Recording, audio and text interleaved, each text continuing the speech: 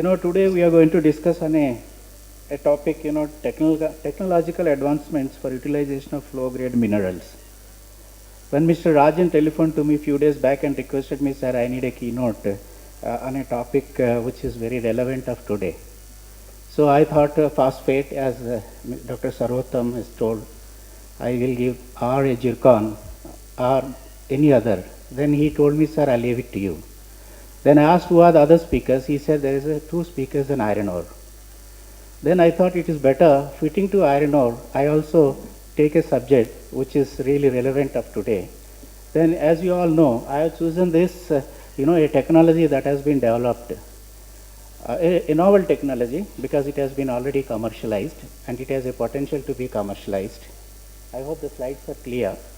And then this technology that has been set up for an industry which is running in a very polluted, and this has been branded as the most polluted place in Asia.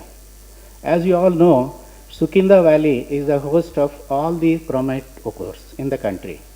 We have around 200 million tons of ore. Out of that, 54 million tons is the reserve. But all these ores, 95% of these ores are situated only in the Sukinda. And already the stripping ratio is almost 1:15. And then there are man-made mountains of 30 meter to 40 meter overburdens have been generated. And if anybody goes this time in the summer, in the evening between 3 to 5, you see a fine dust flying all over. And you know what is flying? It is the precious nickel-bearing ore. In fact, these overburden material contains nickel. The precious wealth of the nation is flying away from these dumps. Because in the process of exploration of iron ore, these other ores like chromite, we are throwing a lot of material there. The precious, we don't have any nickel resource. Whatever we have is there in Sukinda. So I thought I will choose a topic so that it will also cover both these aspects. There are many industries which are running beneficiation plants of chromite there. And why they are doing? Because whenever they get a high grade ore, they sell it or they use it for the ferro industry. But there are plenty of ores which have got the grade of 35, 30, 20 like this. So there are 6 people operating there, but no 2 flow sheets are similar. That tells you what is the complexity of the ore there. Though coming from the same area, but there are 6 plants operating, no 2 flow sheets are similar. This is what a mineral processing engineer plays a very vital role, as Professor T.C. Rao has told. So there are 2 plants which are running there. They are losing plenty of tailings, chromite values in the tailings. So they have approached us, and one belonging to Jindal Stainless. So they are running very small plant of 10 tons per hour capacity. And they have been generating for the past few years a lot of tailings which contain 25 to 30% or 20%, 25%. When the feed is 35 to 32, they lose tailings of the order of 20 to 25. So they said, sir, can you develop a flow sheet for us to retrieve these values that are being lost in the tailings? But then I said, you don't have adequate resource. Then they said, you don't have a flow sheet such a way, we have also got a low grade ore of the same grade, 15 to 18%, so that we run the plant for 3 months with the ore, and 3 months when the tailings pond is full, we run the tailings. So as per the requirement, we have developed 2 flow sheets. One is we developed a flow sheet using a novel technology. Till today, nobody has developed a technology for recovering chromite values by flotation from a ferruginous gangue. Because mind you, this particular ore comes from a ferruginous material. So the major gangue minerals are your iron, which is represented by hematite, goethite and limonite. And other gangue minerals are quartz. So this is the mineral which is really diluting, and then it is drained out in the tailings. So we thought, okay, we will develop, and then we have developed a process flow sheet for them. And they have also simultaneously given this flow sheet development for a Chinese plant. Incidentally, both of us have arrived at the same results. So they given the flow sheets to a consultant. They said, please go ahead with IMMT flow sheet. So they have requested us to prepare a TFR. I have prepared the TFR. And within 9 months, the plant was set up with 18 crores. And the plant was run for 2 months, and then one stopped because of environmental clearance was not obtained. And from 2009 December, the plant was stopped. While this is on, OMC is also running parallelly another plant. They are also draining lot of chromite values in the tailings. So they also requested me, sir, can you develop a flow sheet for our tailings? Since there is a time gap because I am busy all through running between the plant and my office, so I thought I'll take their sample and do the test, and they got much better results than what I have produced for Jindal. So what I'm going to present now is the two flow sheets that we have developed for them, which are novel.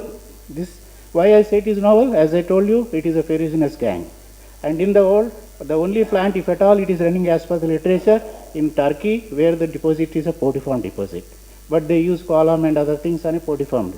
But the ferruginous source, what are scattered here and there, the majority of them is in South Africa and Zambia, maybe Zimbabwe, and then if I recollect it, maybe in Ural Mountains in Kazakhstan probably. These are the places where we have this ferruginous source. And then rest of the places, majority of the places, we have the podiform deposits. The podiform deposit material is very ideal for high carbon ferrochrome because they are hard and lumpy. But other things, they are very friable, like our Indian, their chromite ore deposits of Sukinda. So, before I give you the details of the plant, I just would like to run through few slides in order to give you,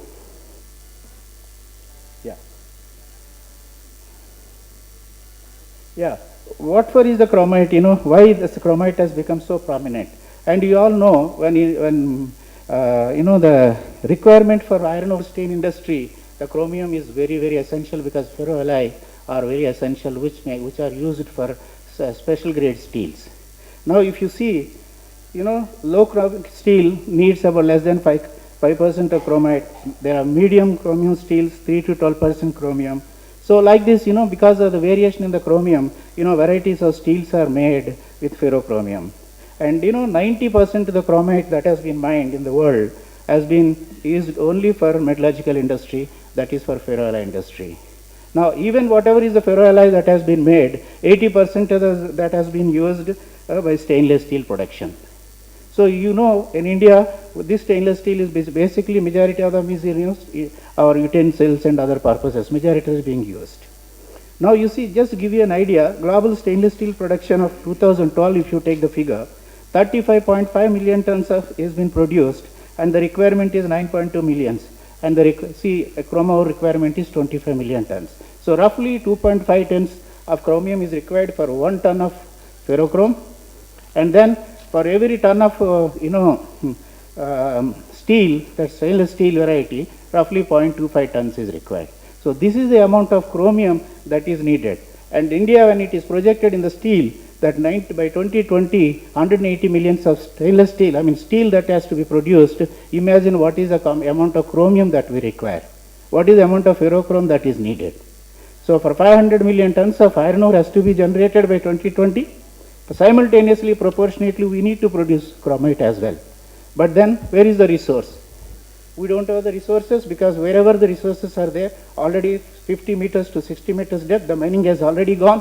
Any further you go, the mountains are already 30 meters all over, there is no place for stacking the chromite, the overburden. So, very alarming situation as far as the chromite is concerned. So, I thought, okay, what do we do? But there is a need. So, these are the people who want to put up plants. So, now what is the reserve position? Now you see, we have about 12 billion tons, which can conceivable future nearly 200 years to sustain. And unfortunately, 460 million tons are only the reserves, and 89% are only scattered in Kazakhstan and South Africa. And other countries which are having is Zimbabwe, Finland, Turkey, India, Brazil, Oman, Pakistan, and Greece. Now, see, unlike other minerals, see, for example, copper, a host of minerals we have.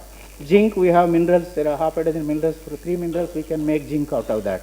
But as far as chromium is concerned, the chromium metal comes only from one mineral, that is the chromite. It is also a complex mineral. There is no other mineral from which you can make chromium. The only one mineral which produces the chromium metal. And that is also because of its spinel structure, its composition always varies, as you can see. Always the FeOCr2O3, the Fe is always replaced by magnesium, and in the Cr, that Cr is always replaced by aluminum and ferric irons. So because of this, it is always the chromium spinel structure is always a complex. Now there are two deposits, as I said, stratiform deposits, and this is how the formation takes place. Now just have a look about who are the people who are producing. India stands third in the, you can see here,